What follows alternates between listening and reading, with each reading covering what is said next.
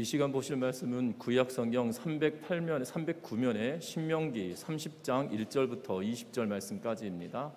신명기 30장 1절부터 20절 말씀까지 제가 한 절 읽고 여러분들 한 절 읽고 교도가 읽도록 하겠습니다.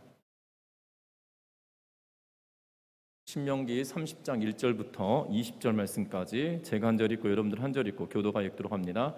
내가 내게 진술한 모든 복과 저주가 내게 임함으로 내가 내 하나님 여호와로부터 쫓겨간 모든 나라 가운데서 이 일이 마음에 기억나거든.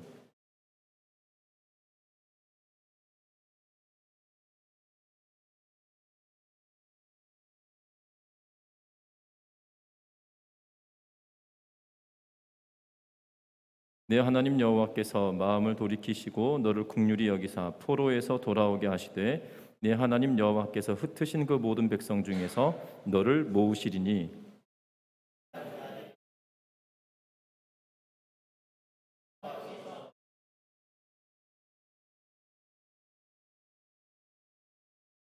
내 하나님 여호와께서 너를 네 조상들이 차지한 땅으로 돌아오게 하사 내게 다시 그곳을 차지하게 하실 것이며 여호와께서 또 내게 선을 행하사 너를 내 조상들보다 더 번성하게 하실 것이며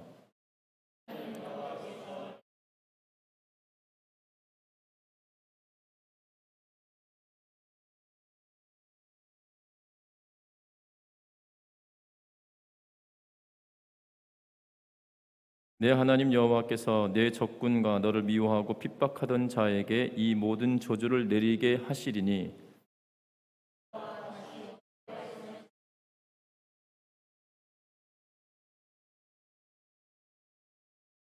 내가 내 하나님 여호와의 말씀을 청종하여 이 율법책에 기록된 그의 명령과 규례를 지키고 내 마음을 다하며 뜻을 다하여 여호와 내 하나님 여호와께로 돌아오면 내 하나님 여호와께서 내 손으로 하는 모든 일과 내 몸의 소생과 내 가축의 새끼와 내 토지 소산을 많게 하시고 내게 복을 주시되 곧 여호와께서 내 조상들을 기뻐하신 것과 같이 너를 다시 기뻐하사 내 복을 주시리라.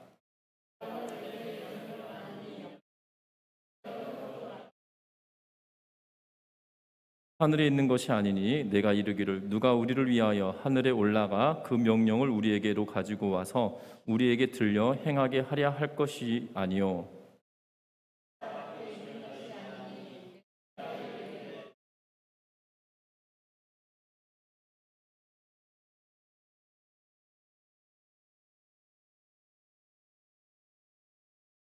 오직 그 말씀이 내게 매우 가까워서 내 입에 있으며 내 마음에 있은즉 내가 이를 행할 수 있느니라.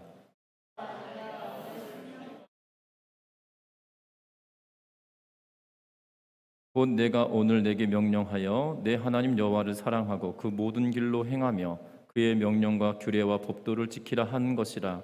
그리하면 내가 생존하며 번성할 것이요 또 내 하나님 여호와께서 내가 가서 차지할 땅에서 내게 복을 주실 것임이니라.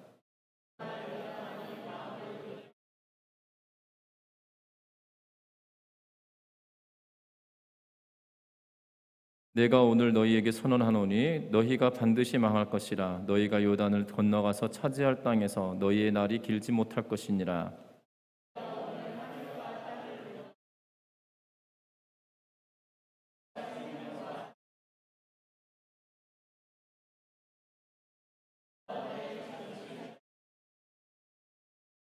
같이 읽습니다. 내 하나님 여호와를 사랑하고 그의 말씀을 청정하며 또 그를 의지하라. 그는 내 생명이시요 내 장수이시니 여호와께서 내 조상 아브라함과 이삭과 야곱에게 주리라고 맹세하신 땅에 내가 거주하리라. 아멘. 우리 인사 나누고 말씀 나누겠습니다. 사랑하고 축복합니다. 어떤 임금에게 외동딸이 있었습니다. 그 외동딸이 큰 병에 걸려서 드러눕게 되었습니다. 그 나라의 모든 의사들이 세상에 둘도 없는 신통한 약이라는 약을 다 먹였음에도 불구하고 살아날 가망성은 없어 보였고, 그래서 고심하던 차에 임금님이 자기 딸의 병을 고쳐주는 사람을 사위로 삼을 뿐만 아니라 그 사위에게 이 나라를 물려주겠다라고 이 포고문을 붙였습니다. 당시 아주 외딴 시골 마을에 삼형제가 살고 있었는데 그 삼형제 중에 큰 형은 망원경을 가지고 있었습니다. 그리고 그 망원경으로 형이 이 포고문을 보게 되었습니다. 그래서 삼형제는 그 사정을 딱하게 여겨서 외동딸의 병을 고쳐보자고 의논을 했습니다. 삼형제 중에 둘째는 마법을 부리는 이 융단을 가지고 있었고, 그리고 셋째는 어떤 병도 낫게 할 수 있는 마법의 사과를 가지고 있었습니다. 마법의 융단은 아무리 먼 곳이더라도 주문을 외우면 순식간에 가게 만들어주는 그러한 융단이었고, 그리고 사과는 앞에서도 말씀드렸던 것처럼 먹기만 하면 어떠한 병에 걸려 있더라도 낫게 되어지는 신통력을 가지고 있는 사과였습니다. 이들은 삼형제가 서둘러서 마법의 융단을 타고 궁전으로 들어갔습니다. 그리고 공주한테 마법의 사과를 먹였고, 그리고 공주가 정말 씻은 듯이 낫게 되었습니다. 그래서 온 백성들이 기뻐하여서 길거리로 나오게 되었고, 그리고 임금님은 큰 잔치를 벌리고 사위이자 다음번 임금 될 사람을 발표하려고 했습니다. 그런데 이 삼형제의 의견이 너무나도 달랐습니다. 삼형제는 내가 사위가 되겠다라고 서로 이야기를 하고 나름 다툼을 일으키고 있는 그러한 모습을 보였습니다. 그러면서 왕에게 이야기합니다. 내가 당신의 사위가 되어야 된다라고. 큰형이 이렇게 말합니다. 내가 망원경으로 포고문을 보지 않았더라면 이러한 상황을 알지 못했을 것입니다 라고 이야기합니다. 그러자 둘째가 이야기합니다. 포고문을 보았다 하더라도 이 마법을 부리는 융단이 없었다라면 공주님이 살아있을 동안에 우리가 여기 오지 못했을 것입니다 라고 이야기를 합니다. 그래서 내가 왕의 사위가 되어야 된다라고 말합니다. 셋째가 이야기합니다. 마법의 사과가 없었다라면 공주는 살릴 수 없었을 것입니다. 망원경으로 포고문을 보고 아무리 빨리 달려왔던들 마법을 일으키는 사과가 없었다라면 아무것도 되지 않았을 것입니다라고 하며 본인이 사위가 되어야 된다라고 이야기합니다. 여러분들은 누가 사위가 되어야 될 것 같습니까? 여러분들의 생각에는 누가 사위가 되어야 될 것 같습니까? 첫 번째이신가요? 두 번째이신가요? 세 번째이신가요? 이 글은 탈무드에 나와 있는 글입니다. 탈무드에서 뭐라고 이야기하고 있냐면 세 번째, 이 삼형제 중 셋째 아들을 이 사위로 맞아야 된다라고 이야기합니다. 왜냐하면 셋째는 모든 것을 내어놓는 헌신이 있었기 때문이라는 거죠. 망원경을 가진 자는 여전히 망원경을 가지고 있고 마법을 부리는 융단도 여전히 융단을 가지고 있다는 거죠. 그런데 셋째만큼은 그 마법의 사과를 공주에게 줌으로 인하여서 그에게는 그 어떤 것도 남지 않았기에 셋째가 사위가 되어야 되는 것이 마땅하다라고 이야기하고 있는 것을 보게 됩니다. 이 어떠한 선택을 하고 어떠한 결론을 맺느냐에 따라 상황이 달라지는 것을 보게 되어지고, 분명한 것은 그의 마음을 다하여서 드리는 것이 그에게 값진 것이다라고 이야기하고 있는 것이 이 탈무드의 교훈이거든요. 오늘 성경의 말씀도 마찬가지입니다. 이스라엘 백성들에게 하나님께서 말씀하십니다. 모세를 통하여 가나안 땅에 들어가면 어떻게 살아야 될 것인지에 대하여 이야기하며 그들이 전심으로 하나님을 섬기고 헌신하며 살아갈 것에 대하여 이야기하고 있는 것을 보게 됩니다. 그러면 내가 나머지 것들은 다 책임져 줄게라고 말씀하고 계시는 거거든요. 너희가 혹여나 전쟁을 하게 된다 할지라도 이기게 할 것이고, 또한 너희가 전쟁에서 승리하게 할 뿐만 아니라 너희가 짓지 않는 집에서 살게 될 거고, 너희가 가꾸지 않았던 포도원에서 열매를 먹게 될 것이고, 너희가 가꾸지 않았던 감람원을 갖게 될 것이고, 때에 따라 필요에 따라 채워주시는 하나님을 경험하게 될 거다라고 이야기하고 있는 것을 보게 됩니다. 그러면서 심지어 떡반죽 그릇에 이르기까지 하나님께서 복을 주시겠다라고 이야기하고 계시며, 그리고 하나님의 말씀을 지키고 순종하지 않고 헌신하지 않는다라면 그 땅에 벌어질 일들에 대하여서 이야기하고 나서 지난 시간에는 모세를 통하여서 이스라엘 백성들의 다음 세대에게까지 이어지는 그러한 약속과 이 언약을 맺어 가시는 그러한 모습을 이야기하고 있었습니다. 오늘 성경의 말씀에 보면 1절에 보면 이렇게 말합니다. 내가 내게 진술한 모든 복과 저주가 내게 임함으로 라고 이야기하면서 이제 모든 복과 저주가 이스라엘 백성들 사이에 있게 되어질 것이다 라고 이야기하고 있는 것을 보게 됩니다. 중요한 것은 이 복과 저주 사이에 무엇이 있어야 되냐는 거죠. 복을 받을 것이냐 저주를 받을 것이냐, 그 사이에 갈림길에 섰을 때 무엇을 선택하고 어떠한 길로 가게 될 것인지에 대하여 우리들에게 이야기하고 있는 것을 보게 되어집니다. 특별히 1절에 계속 읽어보면 같이 읽어보겠습니다. 내가 내게 진술한 모든 복과 저주가 내게 임함으로 내가 내 하나님 여호와로부터 쫓겨간 모든 나라 가운데서 이 일이 마음에서 기억이 나거든. 아멘. 하나님께서 말씀하셨던 것들이 너희가 쫓겨갔던 그곳에서 기억이 나거든. 모든 복이 임하고 모든 저주가 너희에게 임하고 난 이후에 또한 여호와로부터 쫓겨간 모든 나라, 흩어져 있던 모든 나라에서 여호와의 말씀이, 이 모든 일들이 너희 마음속에서 기억이 나거든 이라고 이야기합니다. 그러면 기억이 나거든 이라고 이야기하면서 그 뒤에 2절부터 시작하여서 5절 말씀까지 뭐라고 이야기하고 있냐면, 너와 내 자손이 내 하나님 여호와께로 돌아오게 될 것에 대하여 이야기하고 있는 것을 보게 됩니다. 그러면서 뭐라고 이야기하냐면, 오늘 내게 명령한 것을 온전히 따라 마음을 다하고 뜻을 다하여 여호와의 말씀을 청종하게 된다라면 이라고 하면서, 너희가 모든 복이 임하고 모든 저주가 임한 것을 보고 난 이후에 너희가 흩어져서 그것을 묵상해보고 너희 마음속에 이것이 왜 이렇게 됐는지 생각난다라면 너희가 다시금 하나님의 말씀에 순종하고 청종하며 돌아오게 될 것이다 라고 이야기하면서, 그 뒤에 뭐라고 이야기하냐면 3절과 4절과 5절 말씀에 뭐라고 이야기합니까? 내 하나님, 3절에 보면 여기서 잘 보셔야 될 것은 주어가 뭐냐는 거예요. 내 하나님 여호와께서 너를 모으실 거다라고 이야기하고 있어요. 내 하나님 여호와께서 흩으신 그 모든 백성 중에서 너를 모으실 것이다 라고 이야기하고 있고요. 4절에서는 하나님 여호와께서 너를 이끄실 것이다 라고 4절에서는 이야기하고 있어요.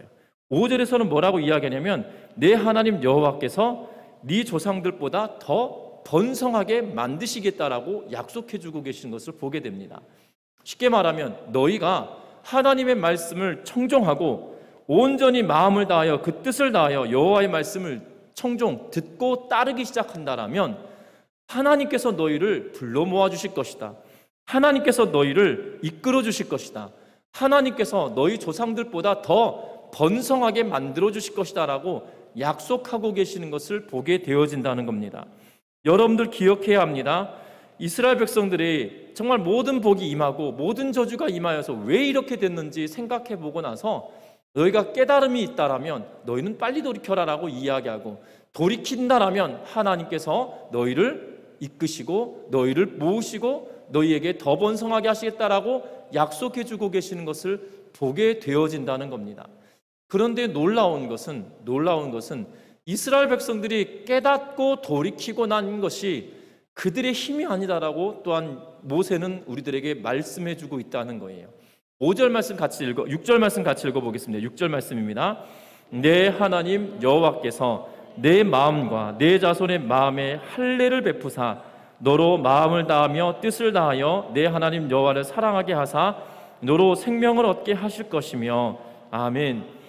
하나님께서 뭘 하시겠다고 또 이야기하냐면, 너의 마음과 너의 자손의 마음에 할례를 행하여 주신다라고 하면서 이것까지도 하나님의 주권 아래, 하나님의 능력 아래 있음에 대하여 이야기하고 있는 것을 보게 됩니다.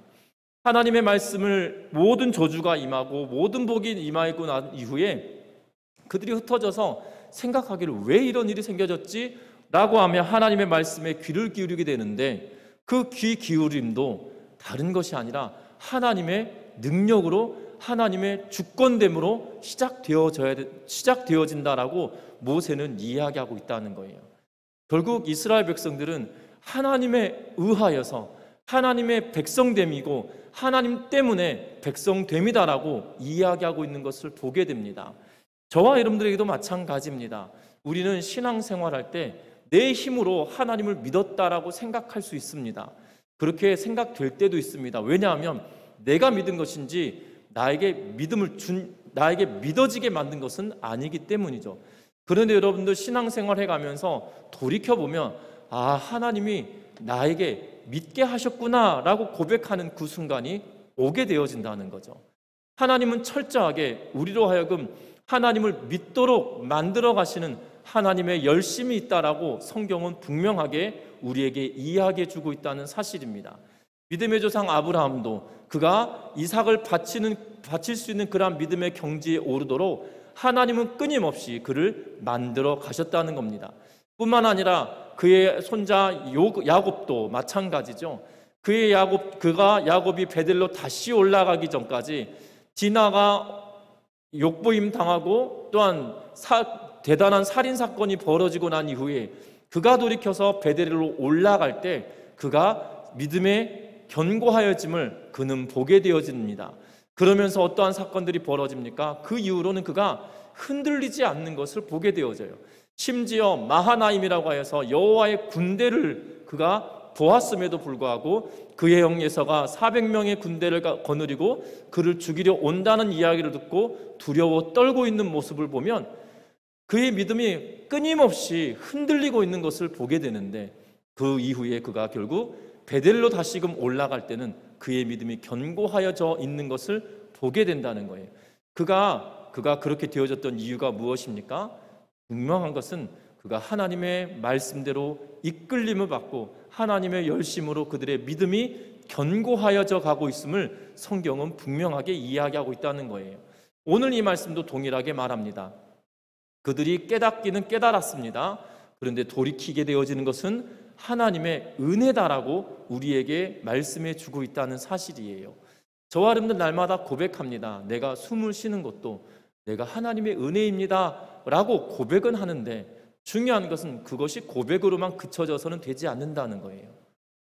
성경은 분명하게 말합니다. 내 마음과 내 자손의 마음에 할례를 베푸사 너로 마음을 다하여 뜻을 다하여 내 하나님 여호와를 사랑하게 하사 너로 생명을 얻게 하실 것이다 라고 이야기하는데, 하나님께서 그들의 마음을 바꾸어 주셨다라면 결과적으로 어떻게 되어집니까? 하나님을 사랑하게 되어진다라고 이야기하고 있는 것을 보게 되어져요. 여러분들, 이 사랑한다라는 표현은 마음의 감정만을 말하고 있지 않다는 사실이에요. 사랑한다라고 하는 것은 감정만 이야기한다고 생각할 수가 있습니다. 내가 너를 사랑해 라고 이야기하면 감정을 전달하는 것으로만 그쳐지는 것이 아니라는 거죠.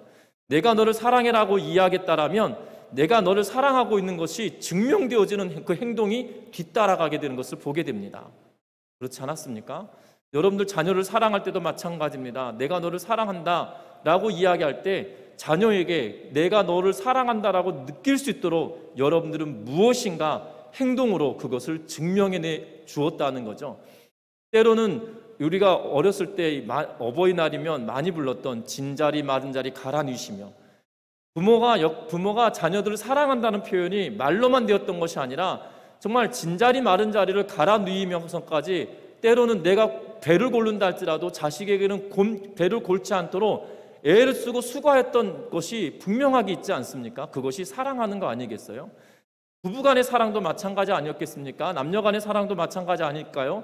말로만 사랑한다라고 말한 것이 아니라 말로는 사랑한다라고 말을 해놓고 행동이 뒷받침되어지지 않는다라면 그것이 사랑한다라고 느끼도록 만들지 않을 거라는 거죠. 분명한 것은 하나님을 사랑하게 하사라고 이야기하면서 그들이 결국 행동까지도 하나님을 사랑하도록 만들어 가심을 우리들에게 이야기하고 있는 것을 보게 된다는 겁니다. 저와 여러분들 기억할 것은 우리의 마음에 하나님께서 부드러운 마음, 할례를 허락하여 주셨다라면, 그래서 우리가 하나님을 사랑하게 됐다라면 그것이 사랑한다라고 감정적이고 말로만 그쳐지는 것이 아니라 우리의 신앙생활에 행위로 청종되어지는 은혜가 있으시기를 주의 이름으로 부탁드립니다.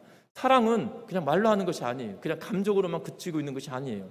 사랑의 감정은 행동하도록 만든다는 거예요. 사랑의 감정은 결국 행동이 뒤따라가면서 그것이 정말 사랑한다라고 만들어주는 거란 사실이죠. 여러분들 기억하셨으면 합니다. 이스라엘 백성들이 하나님을 사랑하고 사랑함을 보여주고 증명해내기 시작할 때 하나님은 어떻게 일하시냐? 7절 말씀 같이 읽어봅니다. 같이 읽어보겠습니다. 내 하나님 여호와께서 내 적군과 너를 미워하고 핍박하던 자에게 이 모든 저주를 내리게 하시리니 너는 돌아와 다시 여호와의 말씀을 청종하고 내가 오늘 내게 명령하는 그 모든 명령을 행할 것이라. 아멘. 놀랍습니다. 하나님께서 너를 미워하던 그 사람들을 똑같이 되갚아주겠다라고 말합니다. 그리고 이스라엘 백성들에게 임하였던 그 모든 저주가 너를 핍박하던 자들에게 임하게 될 거다라고 이야기합니다. 더 놀라운 것은 무엇이냐면 8절 말씀이죠. 네가 돌아와 다시 여호와의 말씀을 청종하게 되어질 것이다. 내가 오늘 내게 명령하는 그 모든 명령을 행할 것이다 라고 이야기하면서 너희가 돌아오게 될 것에 대하여 이야기합니다. 지금 이 본문에서는 그들이 어디로 흩어질 것인지에 대하여 말하지는 않았습니다. 그런데 과거에 이 29장 말씀을 통하여서 보면 28장과 29장 말씀을 통하여서 보면 애굽으로 다시 돌려보내겠다, 배를 띄워 애굽으로 보내겠다 라는 표현을 써서 애굽으로 보낼 것에 대하여 이야기하고 있으나 딱 애굽으로 간다라고 말할 수는 없을 것 같습니다. 장차 애굽으로 가듯이 너희가 그렇게 될 거다라고 말씀하고 있는 거죠. 그런데 역사적으로 보면 이스라엘 백성들은 바벨론으로 끌려가게 됩니다. 북이스라엘은 아수르에 망하게 되어지고 남유다는 바벨론에 멸망당하여서 바벨론으로 포로로 끌려가게 되어지는 거죠. 여러분들 얼마나 거리가 될까요? 학자들마다 좀 다릅니다. 어떤 분은 뭐라고 이야기하냐면 예루살렘에서 이 바벨론까지 어느 정도 되냐면 약 2,400km 정도 될 거다라고 이야기합니다. 어떤 학자들은 예루살렘에서 바벨론까지 갈대아 우르까지 얼마나 걸리냐면 어떤 학자는 1200km 정도 될 거다라고 이야기합니다. 그런데 어떤 학자는 이렇게 말해요. 예루살렘에서 수상군까지는 12,000km 정도 된다라고 이야기하고 있어요. 그러니까 이게 정확하게 이 바벨론으로 끌려갈 때 길이 어떻게 나 있는지, 지금의 길과 그때의 길이 다르고 지금의 그 도로 이 지역이 그때 지역이었는지 정확하게 알 수 없어서 학자들마다 큰 폭으로 달라지고 있는 것을 보게 됩니다. 그런데 우리가 기억할 것은 예루살렘에서 갈대아 우르까지 직선으로 갈 수 있는 길은 약 2,400km 정도 되는 걸로 추정하고 있다는 거예요. 그럼 여기서 어느 정도 거리냐면 직선으로 인천공항에서 마닐라까지 직선으로 가는 거리가 약 2,400km 정도 되는 거리라고 보면 됩니다. 그럼 느낌이 오시죠? 그러면 여러분들 걸어서 간다라면 이 직선 거리가 여기서 인천공항에서 마닐라까지니까 이 지구본으로 보면 꽤 먼 거리거든요. 그런데 그것이 옮겨지고 갈 수 있다, 돌아오게 된다는 것이 상상 밖의 일이라는 거죠. 여러분들이 대한민국이 해방이 되었지 않습니까? 대한민국이 해방되었는데 이 땅에 남아있던 사람들이 꽤 많았던 거예요. 그런데 대한민국에 조선 사람은 아무도 없고 싹 흩어졌다가 몇 명 남지 않고 오히려 이방인들이 차지하고 있던 그 땅에 다시금 이 대한민국이 독립하고 수많은 이 조선 사람이 돌아온다라고 생각해 보십시오. 이것이 가능한 일이겠냐 이 말입니다. 그런데 하나님께서는 어떻게 행하고 계시냐면 다시 돌아오게 하겠다라고 말씀하고 계세요. 애굽에서 출애굽하여서 가나안 땅에 들어와서 나라를 이루고 살아가는 것도 기적이었는데 중요한 것은 그들이 죄를 지음으로 말미암아 흩어져서 다시 바벨론으로 끌려갔단 말이죠. 그런데 그들이 2,400km 이상 되는 거리를 그냥 한두 명이 걸어온 것이 아니라 민족이 대이동을 하게 되어진다는 거예요. 근데 그러한 일들이 가능하겠냐 이 말입니다. 그런데 그 일을 하나님은 가능하게 만들어 놓고 계신 것을 보게 되어져요. 언약이 분명하게 성취되어지고 이루어지고 있는 것을 우리는 보게 되어진다 이 말입니다. 저와 여러분들에게도 마찬가지입니다. 하나님은 우리들에게 열심으로 하도록 우리의 마음을 변화시켜 주시고 사랑하도록 만드셨다라면 그 사랑한다라고 말하는 것이 고백으로만 그치는 것이 아니라 우리의 삶의 양태로 드러나고 나타날 수 있는 은혜가 있으시기를 주의 이름으로 부탁드립니다. 그리함으로 말미암아 하나님은 우리에게 하나님의 일을 행하시는데 우리가 상상할 수 없는 일들을 행하고 계신다는 거예요. 우리 이스라엘 백성들이 가나안 땅, 이 바벨론에서 가나안으로 돌아오는 거 대수롭지 않게 여깁니다. 여러분들 한 민족이 이 세 차례에 걸쳐서 포로가 귀환하는데 그냥 가까운 거리도 아니에요.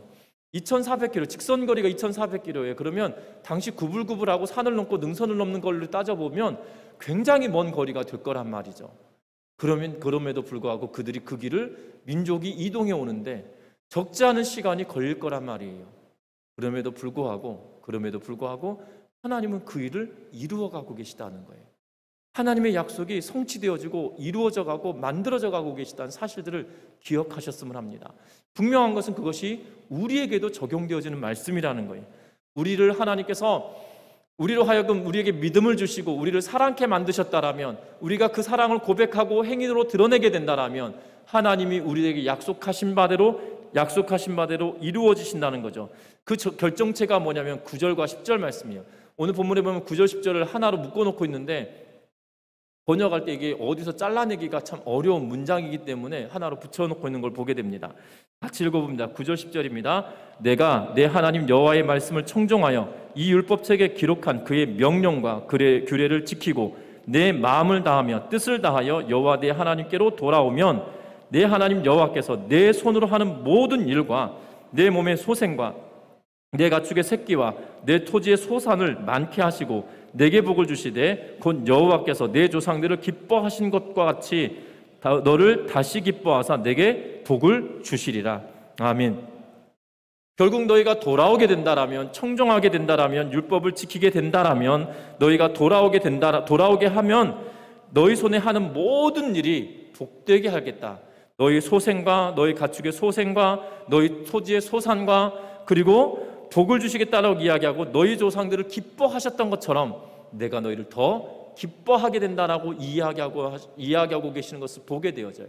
너희가 돌이켜서 돌아오게 된다면 내가 너희에게 마음을 부드럽게 하고 새롭게 심어줄 때 너희가 사랑하게 될 것인데, 그 사랑하게 되어지는 것은 말로 감정으로만 그친 것이 아니라 너희가 증명해내기 시작하면 내가 너희에게 이러한 일들을 행하겠다라고 약속해주고 있다는 거예요. 저와 여러분들의 신앙생활도 그냥 말로 믿습니다가 아니라 정말 하나님을 믿는 믿음이 증명되어지는 삶을 살아가는 우리 믿음의 성도님들 되시기를 주의 이름으로 부탁드립니다. 더불어 뭐를 이야기하고 있냐면 이 11절 말씀에 이렇게 이야기합니다. 뭐라고 이야기합니까? 같이 11절 읽습니다. 내가 오늘 내게 명령한 이 모든 명령이 내게 어려운 것도 아니요 먼 것도 아니니라. 아멘. 하나님께서 말씀합니다. 내가 너에게 준 명령이 어려운 것도 아니고 멀리 있는 것도 아니다 라고 말하면서 비유로 이야기하는 게 12절과 13절 말씀입니다. 비유로 뭐라고 이야기합니까?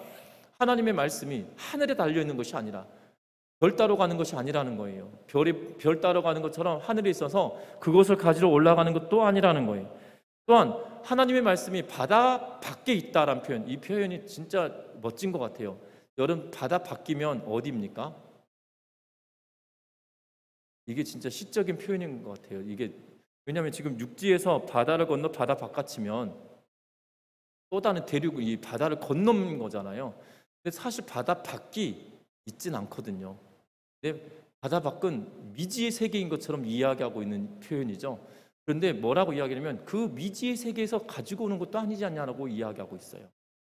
하늘에 별이 있는 것처럼 별을 따서 율법을 별 따듯이 따오는 것도 아니고 미지의 세계로 가서 네가 가져오는 것도 아니라는 거예요. 그 말씀은 매우 가깝다라고 14절에 이야기합니다. 너의 입에 이미 있다, 너의 마음에 이미 있다라고 말하고 있는 거죠. 우리들에게도 이미 주셨습니다. 주어진 하나님의 말씀이 우리에게 가까이 있다는 거예요. 그것도 너무나도 가까이 있다는 거예요. 참으로 감사한 것은 이 하나님께서 세종대왕을 이 땅에 보내셔서 한글을 창제하게 하시고, 정말 저 같은 사람은 지금까지 한글이 없었다라면 문맹가는 글을 알지 못하는 사람일 것 같다는 생각이 듭니다. 초등학교 다닐 때 저희 때는 그 한글 세대였거든요. 한자를 안 가르치다가 갑자기 5학년 돼가지고 그 한자 책을 주면서 1800자인가 이렇게 외우라고 시키는데 못 외우겠더라고요. 안 외워져요. 못 외우는 것이 아니라 안 외워지더라고요. 이것이 이것 같고 저것이 저걸 같고. 그래서 이 한자가 정말 어려웠던 것 같아요. 그런데 중학교 갔더니 한문 시간인데 웬걸 뭐 보지도 못했던 단어를 써주시면서 이게 주술목이다, 뭐 주어 목적어 관계다 이렇게 이야기하는데 뭔 말인지도 모르겠고, 그렇다고 해서 한자를 기껏 몇 자 외웠더니 그거 가지고 쓸 줄도 모르겠고 또 붙여넣어도 해석도 안 되고 그렇더라고요. 지금도 마찬가지로 이름 뭐 이렇게 신문에 써 있는 한자 이름은 대충 읽겠지만 그것을 내가 쓰라고 하면 못 쓸 것 같아요. 제 이름 석자 쓰는 것도 참으로 힘든 것 같습니다. 종종 저희 딸들의 한자를 써달라고 하는데 분명히 쓸 때는 잘 썼거든요. 근데 다시 한번 확인해야 돼요. 이거 맞게 썼나? 틀리게 썼나? 이거 아빠가 돼가지고 그 한자 틀리면 되게 창피한데 뭐 속으로 이렇게 생각하면서 써놓고 다시 한번 확인하고 뭐 이럴 때가 있거든요. 분명히 잘 맞게 쓴 것 같은데 가끔가다 헷갈린 것 같아요. 그런데 아마 우리가 한글 성경이 없었다라면, 한글이 없었다라면 한자로 성경을 봤을 텐데 그러면 성경은 진짜 멀리 있을 것처럼 느껴지는 것 같아요. 근데 성경은 우리에게 너무 가까이 주셨거든요. 우리에게 책만 펴면 볼 수 있도록 하나님께서 은혜를 주셨어요. 핑계대지 못하도록 우리에게 언어를 주시고 글을 주시면서 하나님이 우리에게 성경을 가까이 할 수 있도록 길도 열어주셨다는 사실이죠. 저와 여러분들에게도 마찬가지입니다. 이스라엘 백성들에게 율법이 멀리 있지 않았어요. 가까이 있었다라고 말하죠. 심지어 그들은 어렸을 때부터 그거를 외우고 읽히게 만들었던 것을 보게 됩니다. 분명한 것은 그들에게 멀리 있던 것이 아니고 그들의 입술에 있었던 것이고 그들의 마음에 주셨다는 것이죠. 그래서 그들로 하여금 지키다라고 이야기하고 있다는 겁니다. 그러면서 15절 말씀에 뭐라고 이야기합니까? 보라, 내가 오늘 생명과 복과 사망과 화를 내 앞에 두었나니. 결국 생명과 사망, 복과 화 이것을 둘로 나누면서 무엇을 선택할래? 라고 다시 한번 말하고 있는 거죠. 저와 여러분들도 마찬가지입니다. 무엇을 선택하시겠습니까? 생명과 복을 선택하시겠습니까? 사망과 저주를 선택하시겠습니까? 저와 여러분들이 생명과 복을 선택하는 은혜가 있으시기를 주의 이름으로 부탁드립니다. 그런데 사람들은 참 희한합니다. 왜냐하면 좋은 것을 알면서도 좋은 것을 선택하지 않아요. 여러분들 믿음 생활할 때 여러분들 스스로를 한번 돌이켜 보십시오. 내가 믿음 생활하면서 뭘 해야 될지 다 알아요. 그런데 희한하게도 하나님이 요구하시고 기뻐하시는 것을 내가 알고 있어요. 그런데 선택할 때는 뭘 선택합니까? 하나님이 기뻐하지 않으실 것을 선택해요. 그리고 돌이키고 나서 후회합니다. 내가 그때 하나님 말씀 들었어야 되는데. 이미 알고 있었어요. 그런데 돌이켜보면서 그때 내가 하나님 말씀 들었어야 되는데 라고 이야기를 하죠. 그때도 이미 알고 있었음에도 불구하고 왜 우리의 마음은 기어코 하나님께서 원하지 않는 것을 선택할까요? 그것은 다른 것이 아니라 우리 마음에 죄악의 죄성이 있기 때문이지만 분명한 것은 우리의 마음속에 있는 우리의 생각과 우리의 뜻이 하나님께로 향하여 있지 않기 때문이라는 거예요. 저와 여러분들이 우리의 마음과 생각이 주께로 향하여서 하나님이 원하시고 기뻐하시는 것을 선택하고 따라가는 은혜가 있으시기를 주의 이름으로 부탁합니다. 그래서 16절 이후부터 20절 말씀까지는 결국 내가 너희에게 지킨다라면 이렇게 주시겠고 안 지킨다면 이렇게 하겠다라는 내용들을 다시 한번 상기시켜주고 있는데 복과 생명을 선택할 것이냐 사망과 화를 선택할 것이냐 결국 그 앞에 섰을 때 우리의 마음과 뜻이 주께서 기뻐하시는 것을 선택함으로 말미암아 생명과 복을 선택하는 은혜가 있으시기를 주의 이름으로 부탁드립니다. 후회하면 늦는 거예요. 후회하면 늦는 거란 말입니다. 그래서 후회하기 전에 하나님이 기뻐하시는 것이 무엇인지 이미 알고 있는데 알고 있는 것을 왜 거스르며 달리 생각하는지 모르겠지만 분명한 것은 앞에서 말씀드린 것처럼 마음과 뜻이 주께로 향하여 있지 않기 때문이라는 걸 기억하면서 우리의 마음과 뜻이 주께로 향하여서 말씀을 사모하고 말씀을 듣고 청정하는 우리 믿음의 성도님들 되시기를 주의 이름으로 부탁드립니다. 말씀을 맺으려고 합니다. 하나님의 언약을 깬 이스라엘 백성들은 결국 어려움을 당할 거다라고 이야기하였고 그 어려움을 당함을 역사는 이야기해주고 있는 것을 보게 됩니다. 분명한 것은 이스라엘 백성들에게 역사적으로 실행하시고 언약을 지키셨던 그 하나님은 지금 우리에게 동일하게 그 약속의 말씀을 보이시며 너는 무엇을 선택할래? 라고 묻고 계시다는 사실이에요. 저와 여러분들도 우리의 선택이 정말 하나님이 기뻐하시는 것을 선택하며 믿음의 삶을 살아낼 수 있는 우리 전미중학교 모든 성도님들 되시기를 주의 이름으로 부탁합니다. 우리가 주의 뜻을 따르는 순종을 선택할 때 하나님은 우리에게 준비하신 하나님께서 약속하신 것을 주기로 작정하셨기에 그 은혜를 누리고 살아가는 우리 전미중학교 모든 성도님들 되시기를 주의 이름으로 부탁드립니다. 기도합니다.